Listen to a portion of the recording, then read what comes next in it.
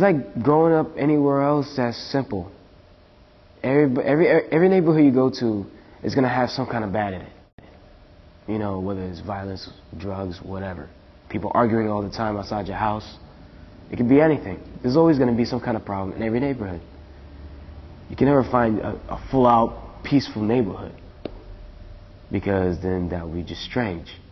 I went to preschool at what's currently West Kensington Ministries on the first floor. That was my preschool. I went to my kindergarten school right here on Howard between Diamond and Susquehanna. And every time I moved, I always moved nearby. And so this park has been in my life since I can remember, literally.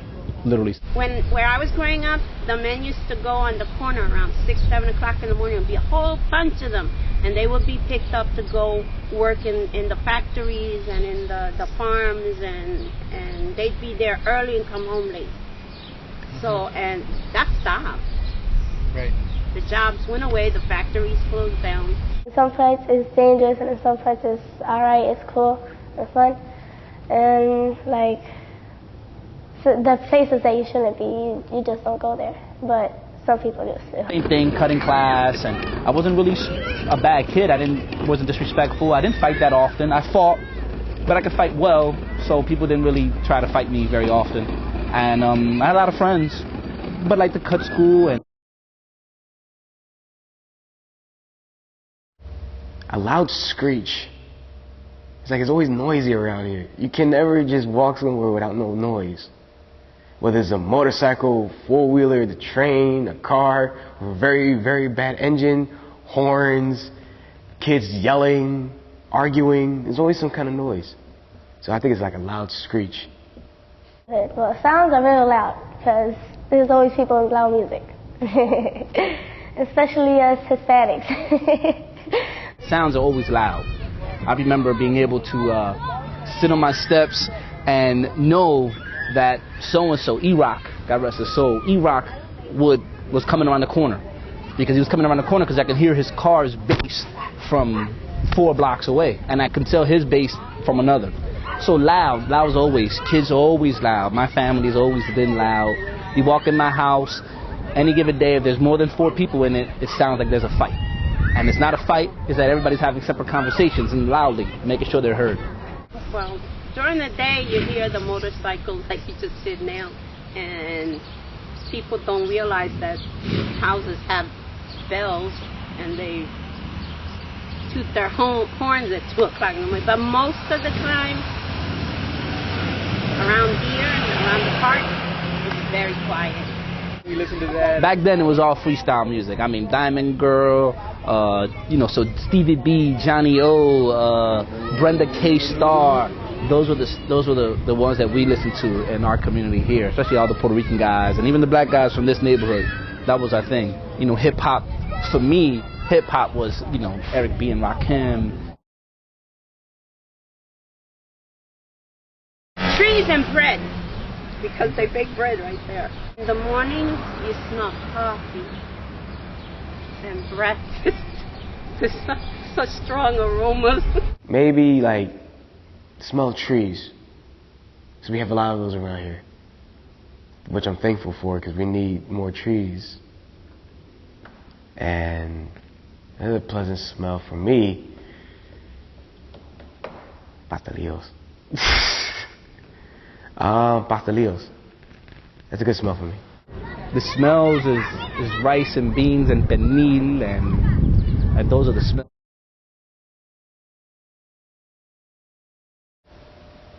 The neighborhood is rather trashed up a bit because of people like to litter. You know, the garbage workers, they don't really do their jobs correctly. They leave certain pieces of trash they just don't want to pick up. They leave it behind. You know, the smell after they leave from doing their job, people's trash, everywhere. And it's awful.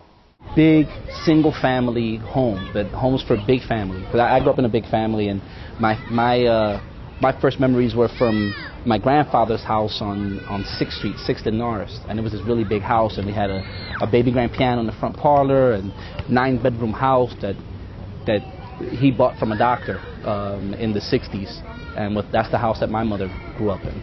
So I always think of the house as this big, old, brick, strong, long-lasting family homes. Good friendships? Oh, yes. A whole network. I've been very ill, and people have been there for me. And they're not just friends, they're family. You know, I feel safe around here. The police officers. I'm proud of the police officers, really I am. Because I'm friends with 2 of them. And I know that if I call them up, they're going to be there as soon as they can. You know, I'm proud of knowing so many good people in my neighborhood. And before, when I moved down here, I thought I would meet a whole bunch of bad people. But I came out knowing a whole, more good people than bad people. Some are very understanding. Hey, if there was a... I'm afraid of losing kids, not just mine, to the drugs and the crime here. It's hard to be a good parent, and there are many here, when it's all around us and they're going to school with kids whose parents do drugs in front of them. I mean, you have little kids that are 7, 8 years old. They know what a joint is. They know what a crack pipe is. They know what it is to see somebody high. And they think it's normal. Wouldn't go onto Hancock and Dauphin. I mean, that corner right now is it's new to me. It's not bad, but new. It's all the kids out there are a little bit different.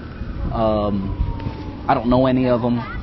They don't know me, and so that's always an issue with young people when it comes to respect. Is they respect what they know and who they know. They don't necessarily respect people they don't know, and just knowing how it is to be on a corner in that situation is not a place for me to be at. So that's not a place where I would go. Like, I have family members and friend members that, you know, are in the gangs and all that stuff, so sometimes I do go around there just to say hi, and I have to go to the corner store sometimes. Well, most of the time. I'm almost there every single day. So it's dangerous, but like, I have family members there, so I feel kind of safe at the same time. If the cops come around, well, they try to run and they could probably hurt somebody running, and if they have like a weapon or something, they might do something that they didn't want to do. People don't understand, and outside of here, and the police finally got it, that the police come in here and they fight crime and do whatever, and they go home to their nice safe houses. We have to live here. We've been threatened. We've had bullets put on near our cars. We've been confronted. The funny thing is, though, the times that I've been confronted, I thought I was alone, and I would turn around and there'd be a whole crowd of people behind me. So we have to live here. We have to make it better. My mom was rushing me home because I was past my curfew, and I decided to just cross American Street, which is a big street, and the cars were flying by, and I wasn't carrying. I was like, well, my mom must be home now. I don't know why, but it must be an emergency. So I'm running across the street, and I was so close to almost getting hit by a car, and it just scared the holy what out of me. You know, I just thought I was going to lose my life right then and there because that car was so close to me.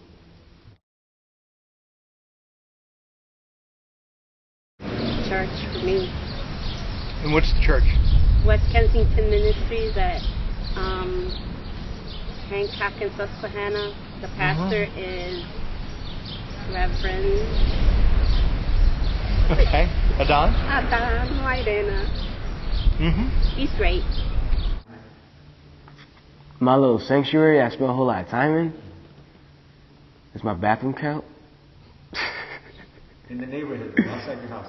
Oh, okay. I got two. Out in the park, on top of this little shed. I like spending my time up there. I fall asleep up there sometimes. And I also have, I wonder if Alec, does Alec Gay count, the gym? Well, I go into this gym called God's Gym. It's run by a friend of mine. And I usually spend most of my time up there. Just staying up there, using the weights, whatever. Well, the place that I like to go in the neighborhood is a church. Because I love to be here. And I love spending time with my friends and singing and having fun. And talking to the pastor. And just, hanging out. And the other place I would say is North Square Park because I see like all my friends from the school and I just hang out and have fun, play around.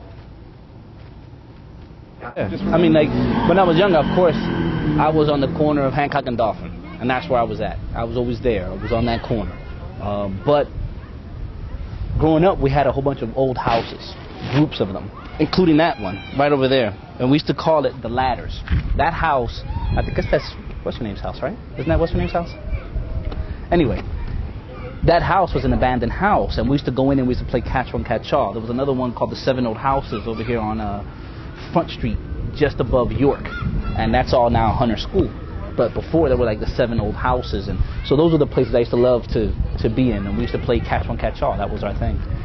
But now, Tony's Way, Front and Berks, it's where all the people I grew up with congregate. That's where we go to see each other, where we know everybody. When I walk in, it's a big yell with my name. It's a big deal. It's something that we actually still twice a year get together and go up to the Poconos. We run a house up the Poconos, and we just have fun. 4 days of this group of people that literally grew up together. We enjoy each other's company.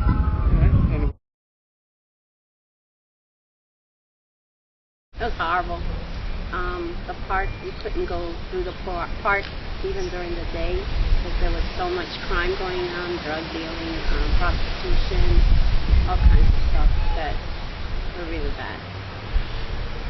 It's funny, drugs in this community were a huge part of the economy of this community for a long time. And now actually drugs are a lot less drugs in this community than they were in the past.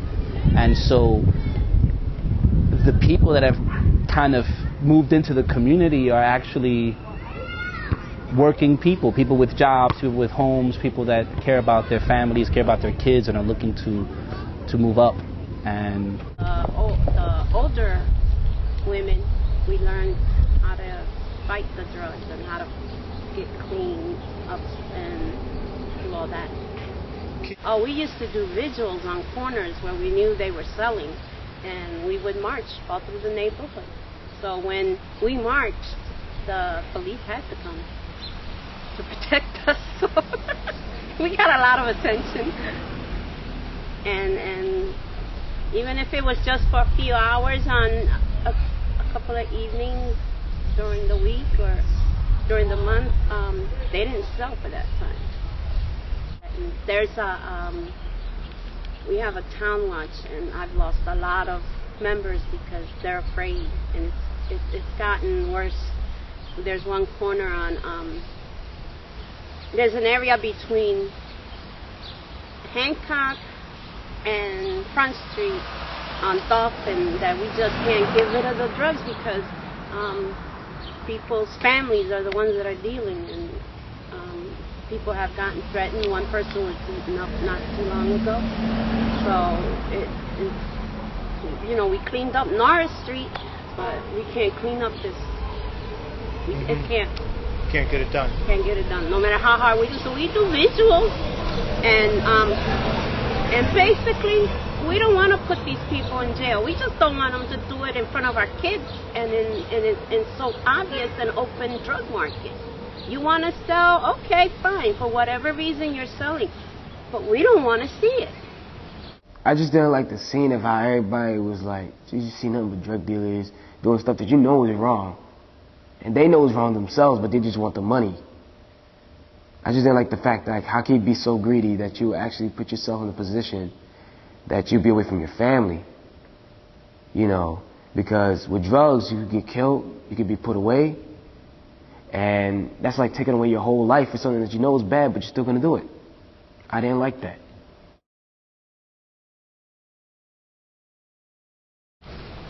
And the police have, I mean, there was a time when the police wouldn't even come here if you called them. But we made so much noise about it that, and the police has been wonderful. The 26th district, we are so blessed to have them. How? Our relationship with the police in this community is awesome. They really, they care. A lot of people don't respect the police here, but we try to teach our children and in our volunteer times and when we're with people that you have to do what is right and call the police, give them the descriptions, do whatever you have to do. I think the police officers. I'm proud of the police officers, really I am. Because I'm friends with 2 of them. And I know that if I call them up, they're going to be there as soon as they can.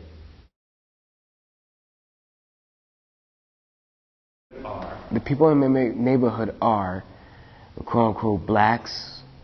You have whites, the Puerto Ricans, the Mexicans. You have some Indians, you have some Chinese. And basically they all act the same. Certain people act the same. Growing up, I always remember like 50-50. Half of my friends were black, half of my friends were Puerto Rican. And so I grew up with that. And that's how we are in the neighborhood. I think you'll see the diversity that blacks and Puerto Ricans and black and Dominicans and Puerto Ricans in this neighborhood are really, it's not relevant. The complexion is not that relevant. Us working people love their kids. Their kids are important to us.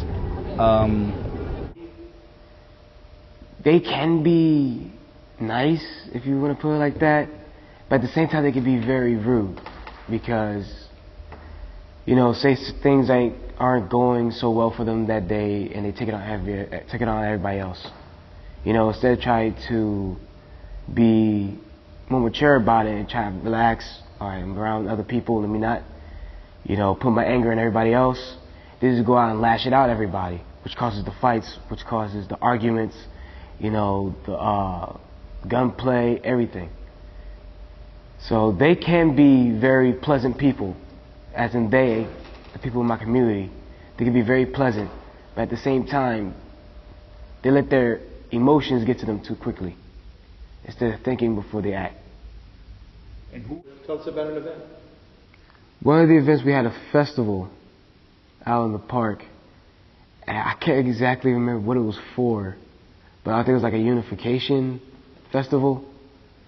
And basically everybody in the neighborhood came out to go, you know, have fun, listen to the music, play around about their children. It was fun. You know, you never see the community come together like that every day. They always wait for certain days to come out and actually do something so, you know, festive. They usually just sit in their houses or they're too busy working, but they're just plain out busy. But on those kind of days, on those certain events, they take the time out of their lives to go out and be with the community, for they can be unified. And that's something that we need to see more often. That's something that's really different about our community, is that even though they don't show it, you can tell that they care about the community and they want to be together. As a neighborhood, like, I've been living here 5 years, so I actually know mostly everybody. So it's like, for me, it's like a family because I could count on everybody. And I know, and if I need help, I just go to somebody and they help me out with any problems and all that stuff. So it's like a family. And like, that's what I would say, this neighborhood is like a family because there's a lot of people they can count on. Because when I think of what I learned from this community, it's funny. Being in the corporate world, and I've been in the corporate setting many times for years and years and years, and then being in the corporate setting is the ability to relate to someone else is a thing that you can really only learn in this type of community, because everyone here is different. We're very diverse. You know, we're different parts of the island of Puerto Rico, different parts of Philadelphia. Some of us are from New York, Boston, Puerto Rico. Some of us are from here. And so everybody's different. Even though we seem the same, we're not. And that ability to be able to see that, to be able to read body language, to be able to read how someone is taking what we're saying or what they're saying to us, what they really mean. You have to be able to be attuned to that in this type of community because of the urban setting, because of the dangers involved. You have to be kind of attuned to those things. And so growing up, man, at 12, all right, my mom, or at 7, 8, my mom, here's $5, go to the store, $3 back then, $3, whatever it was. Here's some money, go get me a pack of cigarettes at the store. And you know, you got that money in your hand, I'm looking, they robbed me twice as a kid. I remember getting hit and taking my little $3 out of my hand. You learn from those experiences to be able to see dangers, to be able to see how people are really reacting to you. And being a salesman, it helped me immensely. I was able to know when I was getting to a customer, know when the customer is starting to get bored of what I'm saying, and so on. And that interaction and that ability to interact, I know I owe it to this community. I owe it to being raised in this environment. For me, it's always going to be the people that I grew up with. I always say this. People, you know, comment about how well I speak, or who I am, or how I dress, or, you know, the job I work for, or whatever. And I always say, and I'm always proud to say, that I'm not the smartest person I grew up with. I'm definitely not. And I'm proud to say that those people around me, and they know who they are, and I know who they are, and they were smart too. And I think that now our kids in this community have an opportunity to use that and excel, where we didn't necessarily have that, and we did anyway. Community has, the spirit is here, and you see it all the time. And there are a lot of very good, hardworking people here. Hey, that's also very good.